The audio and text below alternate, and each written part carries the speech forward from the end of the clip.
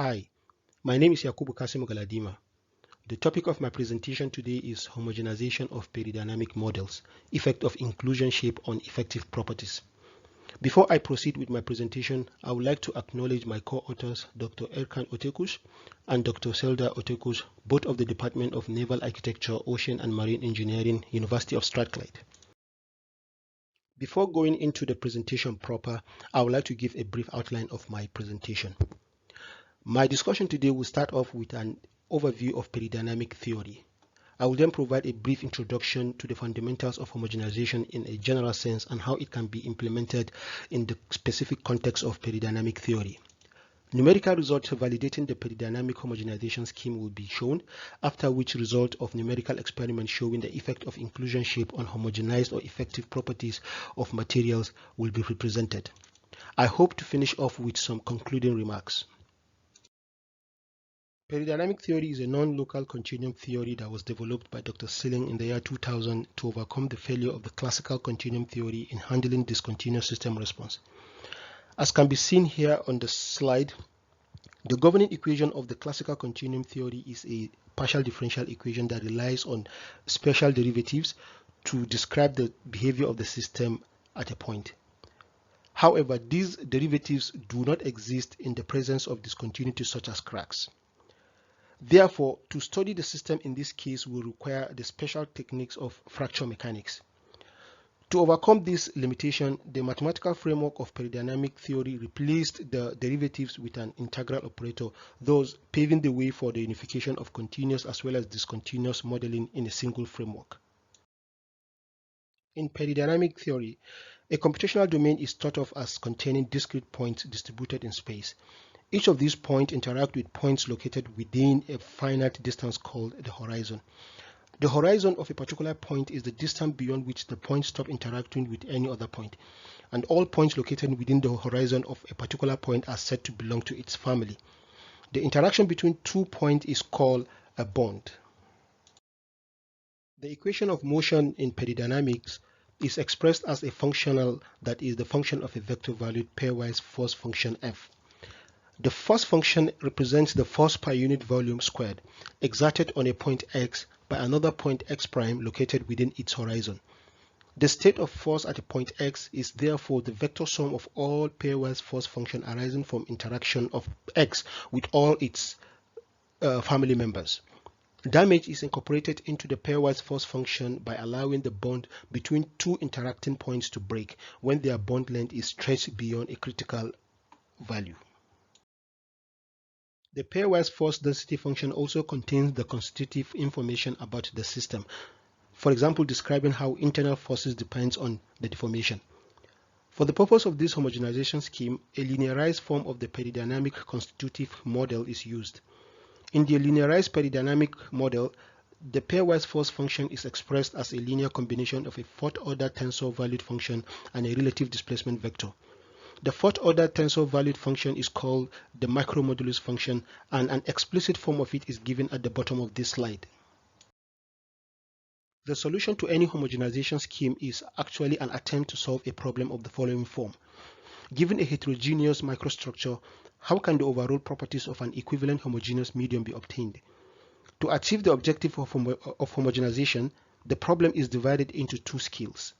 The first scale is the macroscopic scale, which is defined by the representative volume element, also called the RVE. The RVE represents the microstructure considering the different constituents of the microstructure as well as their geometry. The second scale is the macroscopic scale, which considers the overall body as an imaginary homogeneous medium. The objective here is to connect the macroscopic or the effective quantities through volume averaging of their microscopic counterparts over the RVE. This is achieved using two important theories, the average stress and the average strain theories. The statement of the average stress theorem can be stated as follows. If a heterogeneous body in static equilibrium is subjected only to traction along the boundary, which is generated by a constant stress tensor, then irrespective of the complexity of the irrespective of the complex distribution of the stress in the body, the average stress field in the body will be equal to the applied constant stress field. Similarly, in the case of average strain theorem, if a heterogeneous body with perfect bonding between the constituent is subjected to an applied displacement boundary condition that is generated by a constant strain tensor, then the average of the strain field in the body, irrespective of the complexity of the strain distribution in the body, is equal to the applied constant strain. Another important concept in the successful implementation of a computational homogenization scheme is the application of appropriate boundary conditions. There are three types of boundary conditions that are commonly applied in the analysis of the RVE. The first is the homogeneous displacement boundary condition. Here, the displacement is a displacement is prescribed on the boundary nodes that is generated from a constant strain. The second is the homogeneous stress boundary condition. In this case, a traction is prescribed on the boundary nodes that is generated from a constant stress field. And the third is the periodic boundary condition. In the periodic boundary condition, the traction on the corresponding boundaries are required to be equal and opposite in direction, while the displacement fluctuation should be equal to each other on the corresponding periodic boundary condition.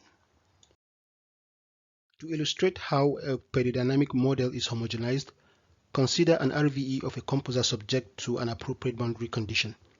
The peridynamic equation of static equilibrium shown in the slide will be used to obtain the displacement of each node.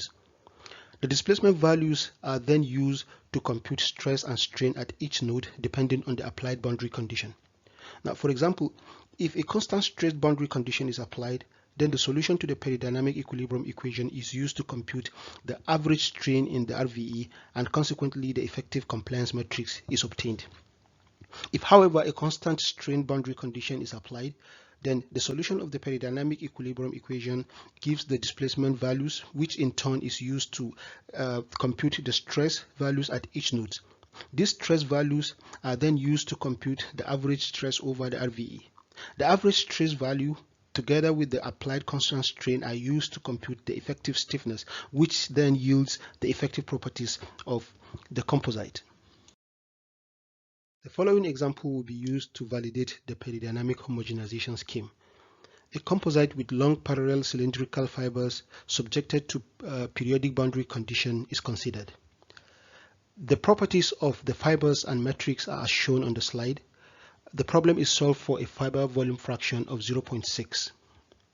The peridynamic homogenization scheme will be validated against the solution of the same problem using a homogenization scheme based on the finite element method. Results from the homogenization schemes based on both the peridynamic theory and the finite element method are shown on the slide. The effective elastic modulus obtained from both schemes are in agreement, which shows that the homogenization scheme based on the peridynamic theory has good predictive capabilities. Next, we will use the material from the previous example to study the effect of inclusion shape on the effective properties of the composite material. The homogenization procedure was repeated for different shapes to include circular, triangular, square, pentagon, hexagon, heptagon, octagon, and decagon. The result obtained shows an interesting trend. Generally speaking, for a constant surface area, there is a decrease in the effective modulus. The use of a triangular shaped inclusion resulted in the highest effective modulus, while the use of a 10-sided inclusion shape yielded the lowest effective modulus. In concluding, we have been able to implement a homogenization scheme for peridynamic models, and we were able to study the effect of inclusion shape on the effective properties of a fiber reinforced composite. Thank you so much for listening.